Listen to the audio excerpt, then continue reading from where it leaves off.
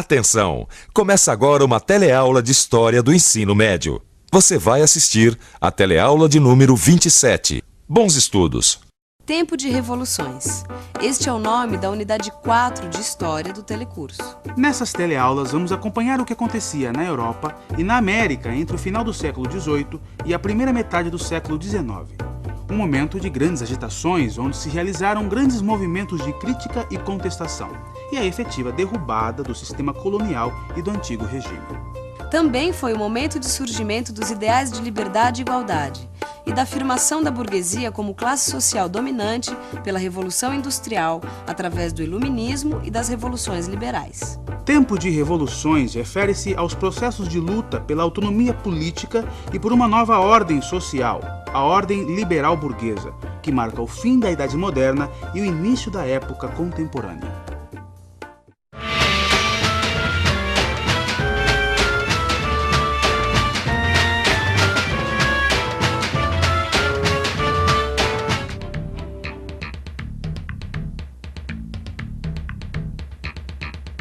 Houve um tempo em que o rei da França era tão poderoso que dizia ter direito divino ao trono. Foi no século XVII, na época do absolutismo, que é o tema da nossa teleaula de hoje. Nesta teleaula, você vai ver como a França se torna a principal potência da Europa do século XVII. Vai conhecer a corte e os reis que tinham poder absoluto, saber os problemas enfrentados pela rival Inglaterra e ver um pouco da herança que recebemos.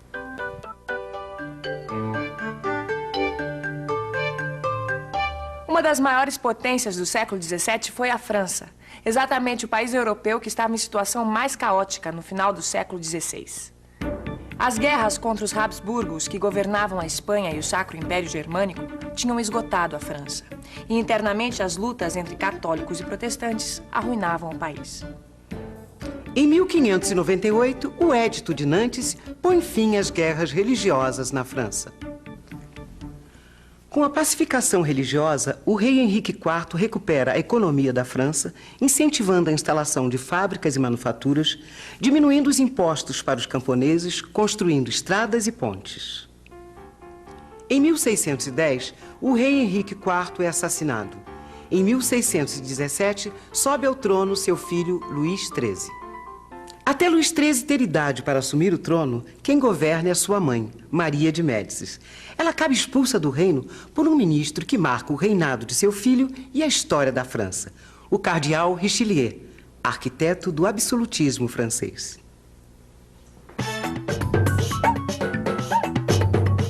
Absolutismo. Sistema de governo em que o governante se investe de poderes absolutos.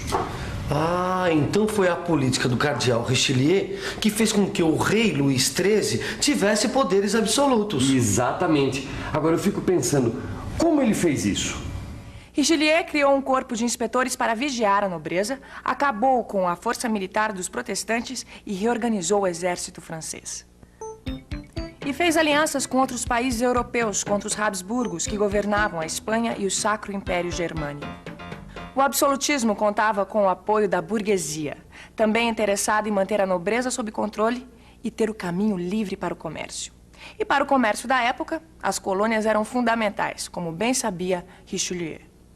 Richelieu também estimulou o desenvolvimento das colônias francesas na América. Presta atenção.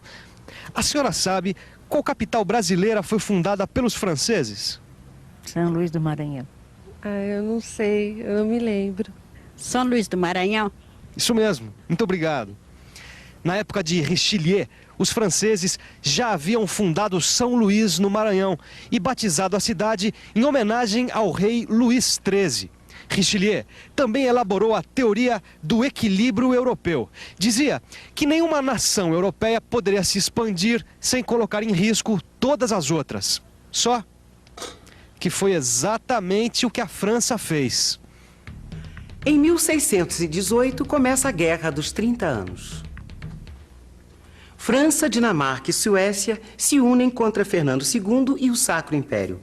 A França consegue o domínio da Alsácia e Lorena e sai da guerra vitoriosa, mas arruinada. Quando a guerra acaba, Richelieu e Luís XIII já estão mortos. O herdeiro tem 5 anos e quem assume a regência é sua mãe, Ana da Áustria. O novo poderoso do governo é o cardeal Mazarino. Diante da péssima situação financeira, o cardeal Mazarino aumenta os impostos da nobreza, que se nega a pagar. O povo de Paris também reage e sitia o Palácio Real do Louvre. O movimento é conhecido como as Frondas de Paris. A família real foge e as desordens duram 4 anos. Em 1661, o herdeiro assume o trono. Herdeiro? Se ele era filho de Luís XIII, só podia ser o famoso Luís XIV, não é isso? Esse mesmo, o Rei Sol. Inclusive, ele dizia que tinha direito divino ao trono. Divino? É. Que absoluto, não? Ele chegou a dizer, o Estado sou eu. Imagina. Luís XIV representou o auge do absolutismo. Sua vontade era a lei. Seu reinado foi o mais longo da história europeia, durou 62 anos. Nesse período, a França se transformou num centro de desenvolvimento artístico e cultural e esteve na linha de frente da Europa. Um marco desse reinado foi em 1682, quando Luís XIV transfere a corte de Paris para o Palácio de Versalhes. O antigo chalé de caça dos reis da França é transformado no palácio mais suntuoso e elegante da Europa. Versalhes ditava a moda e a etiqueta da época.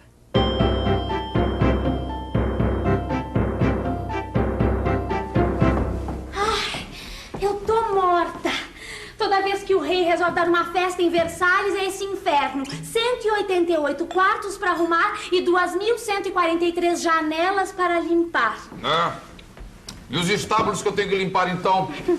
Já imaginou o tamanho daquilo? Para caber 2.400 cavalos e 200 diligências? Ai, nem me fale. Não. E o François?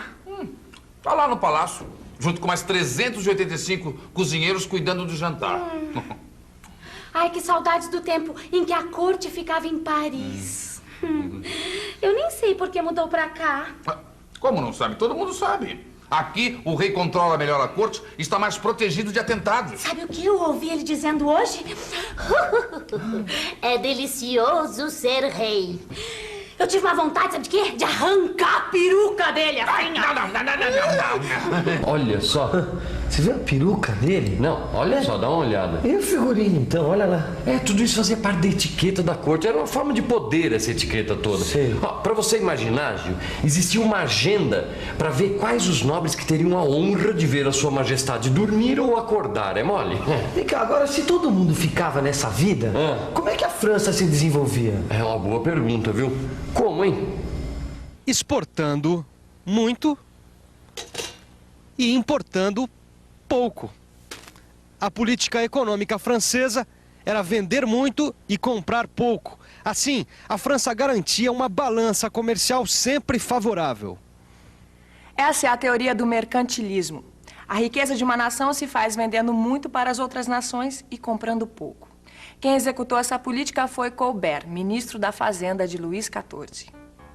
Para que a França produzisse muitos produtos para vender, ele estimulou a indústria e a manufatura, taxou os produtos estrangeiros, estabeleceu monopólios comerciais e aumentou a frota de navios. E para conseguir novos mercados e matérias-primas para seus produtos, a França foi atrás de novas colônias na Ásia, África e América. Estou em New Orleans, turma, escrevendo para vocês aqui do bairro francês. É incrível como ainda existem muitas marcas da presença dos colonizadores franceses em pleno Estados Unidos. A própria cidade chama New Orleans em homenagem ao Duque de Orleans. E o estado chama Louisiana em homenagem ao rei Luís XIV. Ô, Gil, esse Luís XIV também estava em todas, hein? Mas também o cara tinha estilo, hein, Vicente? Não só tinha estilo, como virou nome de estilo, né? Aliás, se hoje em dia você quiser comprar um móvel estilo Luís XIV, você vai pagar uma grana preta. Luís XIV ditou moda até na decoração. Tornou-se um estilo imitado. Existem várias peças que são fabricadas até hoje e chamadas peças estilo Luís XIV. Na verdade, os móveis originais de Luís XIV, no Palácio de Versalhes, eram feitos de prata e foram derretidos para financiar guerras. Luís XIV se aventurou em 4 guerras, contra a Espanha, contra a Holanda, contra a Liga de Augsburgo e pela sucessão do trono espanhol. São guerras que deixam claro quem eram os adversários do predomínio francês na Europa. Eram os Habsburgos, que governavam Espanha e Alemanha, e as nações que disputavam o comércio colonial, Holanda e Inglaterra. A última guerra de Luís XIV foi para tentar unir as coroas da França e da Espanha. Muitos países tentaram impedir, e quem acabou levando a melhor foi a Inglaterra, um país que, pouco tempo antes, havia passado por uma guerra civil. Em 1640, na Inglaterra, começa a guerra civil entre absolutistas e parlamentaristas, que dura 5 anos. Desde o começo do século XVII, a Inglaterra vem sendo governada pelos Stuart da Escócia, Jaime I e depois seu filho Carlos I. Os dois tentam aprofundar o absolutismo, quer dizer, concentrar o máximo de poder. O confronto com o parlamento acaba na Guerra Civil, que derruba o rei e leva ao poder Oliver Cromwell. Cromwell abole a monarquia e implanta uma ditadura pessoal. Sua principal política é fortalecer o comércio da Inglaterra. Puxa, Vicente, olha, esse Cromwell derruba o rei, faz uma ditadura e ainda consegue deixar o filho dele no governo? Pra você ver. Agora, nessa época, o pessoal não reclamava dos negócios não, viu? Pois é, olha, eu tava pensando, até hoje a gente lê sobre a rainha da Inglaterra. Então quer dizer que da época desse Cromwell pra cá... A monarquia foi restaurada, exatamente. Foi. O filho de Cromwell não consegue se manter no poder. E os Stuart reassumem o trono. Em 1688, Jaime II, o último Stuart, foge para a França. Os revolucionários entregam o trono para o príncipe holandês Guilherme de Orange. Com Guilherme, a Inglaterra adota a monarquia parlamentarista, onde o maior poder fica com o parlamento e não com o rei. A essa altura, a sociedade também já tinha criado garantias contra o poder absoluto. Você já ouviu falar no habeas corpus? Não. Habeas corpus? Nunca ouvi falar não, viu? Olha, precisamente não, só sei que é uma palavra de origem latina, né? Seria uma lei de liberdade pessoal? Isso mesmo, muito obrigado. É isso aí. O habeas corpus foi uma lei inglesa do século XVII que garantia a liberdade pessoal e que foi incorporada a muitas constituições em todo o mundo. E a herança que nós recebemos daquela época não termina por aí. Nas artes, foi o século de Racine, Molière, Corneille, grandes escritores. Na filosofia, Bacon e Descartes selaram a supremacia da razão. Penso, logo existo, disse Descartes. O pensamento, quer dizer, a razão, é o ponto de partida seguro e indubitável sobre o qual é possível construir a filosofia e a ciência. O francês Descartes inaugura a filosofia moderna e o inglês Newton inaugura a ciência moderna. 1666. Neste ano, Newton formula a teoria da gravitação universal e as leis do movimento. Era um adepto do método experimental. O racionalismo e a experimentação científica ajudam a dar fim aos dogmas, ao obscurantismo, e se opõem ao Estado absolutista. O mundo se prepara para o século XVIII, o século das luzes. Mas agora, que tal revisar o século XVII? E atenção, se liga aí que é hora da revisão. Na teleaula de hoje, você aprendeu que no século XVII, o regime na França era o absolutismo, que concentrava todo o poder nas mãos do rei. Viu que a política econômica era o mercantilismo, que procurava enriquecer a nação, vendendo muito e comprando pouco. Aprendeu que uma guerra civil aboliu a monarquia na Inglaterra durante o período de Cromwell, e que ela foi restaurada como monarquia parlamentarista. E viu que as artes e a ciência tiveram um grande impulso. Foi naquela época que Newton descobriu a refração da luz. Essas descobertas, novas ideias, junto com o desenvolvimento da burguesia, tornam o século seguinte, o século XVIII, o chamado século das luzes, que você vai ver na próxima teleaula. Até lá!